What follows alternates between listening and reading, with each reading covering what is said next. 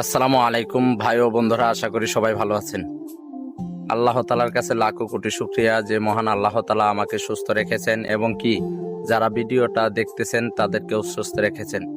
তাই মহান আল্লাহ তালার কাছে আমরা সবাই সবসময় মহান আল্লাহ তালার কাছে শুকরিয়া আদায় করবো, আলহামদুলিল্লাহ। আসলেও গাড়ি চালানো শিখে বাংলাদেশের এক প্রান্ত থেকে আরেক প্রান্তে যাওয়া এখন যেন প্রতিনিয়তর খেলা হয়ে যাচ্ছে।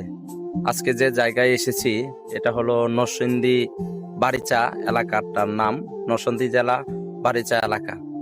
আসলে নরসিংদী অনেক ভালো একটা জায়গা, কেননা আমি নরসিংদী সরকারি কর্মকর্তাদের সঙ্গে থেকে শুরু করে একদম কৃষক ভাই বোনদের সঙ্গেও মিশেছি। তারা অত্যন্ত ভালো মানুষ। এক কথায় শেষ, নরসিংদী জেলার মানুষ অনেক ভালো মানুষ। এই বারিচা এলাকায় আপনাদেরকে ভিডিওটা উপস্থাপন করে দেখানোর কারণ, আমি যে জায়গায় বসে আছি সেটা যদি আপনাদের চতুর্পাশে একটু ঘুরে দেখাই। এই যে দেখেন এলাকাটা, আমি যে আমার সামনে যে ধান ক্ষেতটা দেখতেছেন, এই ক্ষেতটা একদম পাকা ধান ক্ষেত, কাটার উপযোগী হয়ে গিয়েছে।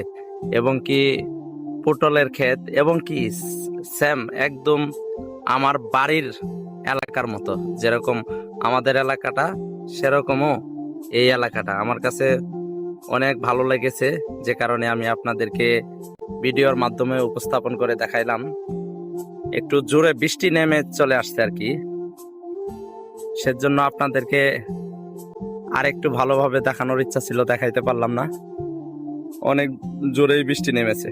তবে সব কথার শেষ কথা হলো, বারিচা এলাকাটা অত্যন্ত ভালো এলাকা এবং কি নরসিংদীর মানুষ অনেক ভালো মানুষ।